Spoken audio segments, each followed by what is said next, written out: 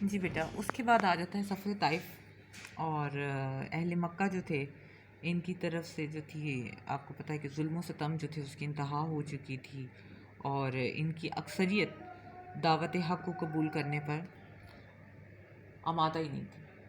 تو اس لیے رسول اللہ صلی اللہ علیہ وسلم نے شوال 10 میں دل برداشتہ ہو کر طائف کا جو تھا وہ رخ کیا،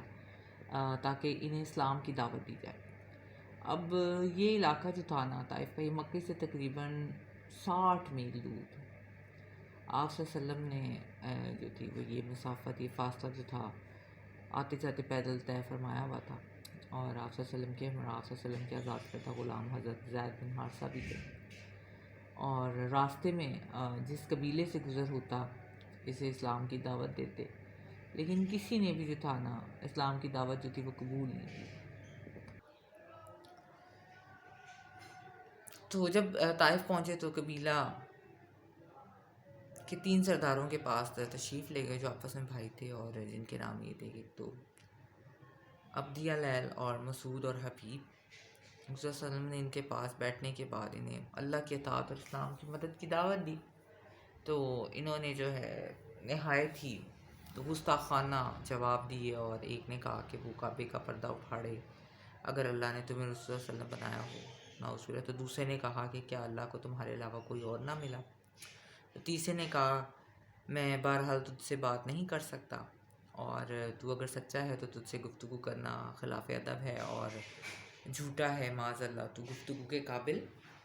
جو ہے وہ نہیں ہے۔ پھر ان جو بدبختوں نے اسی پر اکتفا نہیں کیا، بلکہ طائف کے بازاریوں کو ابھارا دیا کہ آپ صلی اللہ علیہ وسلم کی ہنسی اڑائیں، اور شہر کے اوباش ہر طرف سے ٹوٹ پڑے۔ اب یہ مجمع جو تھا نا یہ صف باندھ کر کھڑا ہوا، اور جب آپ صلی اللہ علیہ وسلم ادھر سے گزرے تو آپ صلی اللہ علیہ وسلم کے پاؤں پر پتھر مارنا شروع کر دیے، یہاں تک کہ آپ صلی اللہ علیہ وسلم کی جوتیاں جو تھیں وہ خون سے بھر گئیں۔ ادھر حضرت زید رضی اللہ عنہ ڈھال بن کر چلتے ہوئے پتھروں کو روک رہے تھے، جس سے کہ ان کے سر میں بھی کئی جگہ جو تھی وہ چوٹ آئی، اور جب آپ صلی اللہ علیہ وسلم زخموں سے چور ہو کر بیٹھ جاتے تو بازو تھام کر کھڑا کر دیتے تھے، اور جب آپ صلی اللہ علیہ وسلم پھر چلنے لگتے تو پھر پتھر برستے۔ یعنی آپ یہ دیکھیں کہ نبی پاک صلی اللہ علیہ وسلم پر سفر طائف میں کتنی مشکلات اور مصائب آئیں، اور آپ صلی اللہ علیہ وسلم دین حق کی راہ میں اللہ تعالیٰ کے دین کی سربلندی کے لیے، اسلام کے اشاعت کے لیے نکلے تھے، اور آپ صلی اللہ علیہ وسلم کو پتھروں کی بارشیں جو تھیں وہ آپ صلی اللہ علیہ وسلم پر کی گئیں، اور جب پھر آپ صلی اللہ علیہ وسلم چلنے لگتے تو پتھر برساتے، اور ساتھ ساتھ گالیاں دیتے اور تالیاں بجاتے تھے۔ یعنی وہ کفار جو تھے وہ اس گستاخانہ حرکت پہ اپنی ایک خوشی کا اظہار کرتے تھے کہ انہوں نے نبی پاک صلی اللہ علیہ وسلم کو اتنا ایذا پہنچایا ہے۔ آخر آپ صلی اللہ علیہ وسلم نے ایک باغ میں پناہ لی، اور یہ باغ جو تھا وہ عتبہ بن ربیعہ کا تھا، جو کہ کافر ہونے کے باوجود ایک شریف النفس جو تھا وہ شخص تھا۔ اب یہ باغ جو تھا وہ طائف سے 3 میل کے فاصلے پر واقع تھا، اور عتبہ نے آپ صلی اللہ علیہ وسلم کو اس حالت میں دیکھا تو اپنے غلام کے ہاتھ، جس کا نام اداس تھا، انگور کا خوشہ ایک کشتی میں رکھ کر بھیجا۔ آپ صلی اللہ علیہ وسلم نے بسم اللہ کہہ کر کھانا شروع کر دیا۔ اداس نے اس سے کہا کہ یہ جملہ تو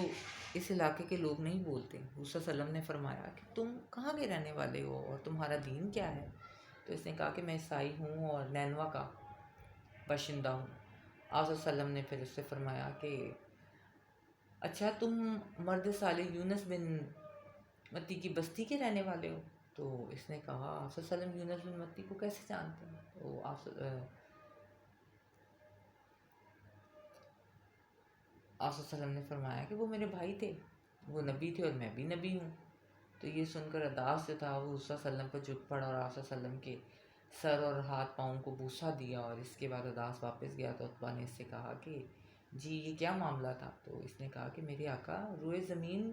پر اس شخص نے سے بہتر جو ہے نا وہ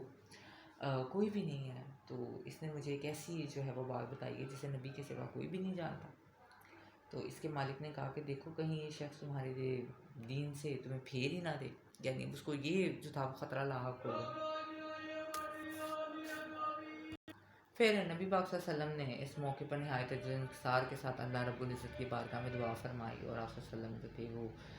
بہت ہی زیادہ اس وقت پریشان حال تھے، اور اسی ثنا میں آپ صلی اللہ علیہ وسلم نے حضرت کے پاس جو تھے وہ حضرت جبرائیل علیہ السلام جو تھے وہ حاضر ہوئے، اور ان کے ساتھ پہاڑوں کا ایک فرشتہ بھی تھا، جس نے سلام کے بعد عرض کیا کہ اگر آپ صلی اللہ علیہ وسلم چاہیں تو میں ان دو پہاڑوں کے درمیان ان لوگوں کو کچل دوں۔ تو حضور صلی اللہ علیہ وسلم نے فرمایا کہ نہیں، مجھے امید ہے کہ اللہ عز و جل ان کی پشت میں کوئی ایسی نسل پیدا کرے گا جو صرف ایک اللہ کی عبادت کرے گی اور اس کے ساتھ کسی چیز کو شریک نہیں ٹھہرائے گی۔ اور پھر اس کے بعد آپ صلی اللہ علیہ وسلم نے دعا فرمائی کہ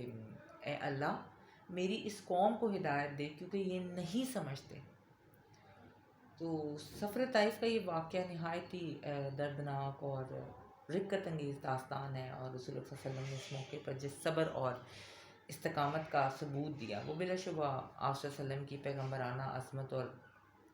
عظمت کی ایک روشن دلیل اور مثال ہے۔ اور طائف میں اس قسم کے آپ کہہ سکتے ہیں کہ صبر آزما اور اس قسم کے کٹھن حالات سے دوچار ہو کر نبی پاک صلی اللہ علیہ وسلم جو تھے پھر واپس جو تھے وہ مکہ تشریف لے آئے، اور خانہ کعبہ کا طواف کیا اور نماز ادا فرمائی اور اپنے گھر تشریف لے گئے۔ آپ یہ دیکھیں کہ اللہ کے نبی جو کہ دین کی راہ میں نکلے، کتنی مشکلات اور کتنے مصائب کا سامنا کیا کہ آپ صلی اللہ علیہ وسلم کا جسم مبارک جو تھا وہ زخموں سے چور چور ہو گیا، نبی پاک صلی اللہ علیہ وسلم کا جوتا مبارک جو تھا وہ خون سے لہو لہان ہو گیا، اور جبرائیل علیہ السلام آئے اور آپ کے ساتھ پہاڑوں کا ایک فرشتہ بھی تشریف لایا، اور جس نے نبی پاک صلی اللہ علیہ وسلم سے یہ کہا کہ آپ صلی اللہ علیہ وسلم اگر کہیں تو ان طائف والوں کو ان پہاڑوں کے درمیان جو ہے میں کچل دوں، لیکن نبی پاک صلی اللہ علیہ وسلم نے اس موقع پر بھی ان کو بد دعا نہیں دی، اور آپ صلی اللہ علیہ وسلم نے اللہ سے ان کے لیے رحم کی دعا مانگی، اور آپ صلی اللہ علیہ وسلم کو اللہ پہ کامل یقین تھا کہ انشاءاللہ میرا رب جو ہے ان کی آنے والی نسلوں میں کوئی ایسی قوم پیدا کرے گا جو کہ دین حق پر ایمان لے کر آئیں گے۔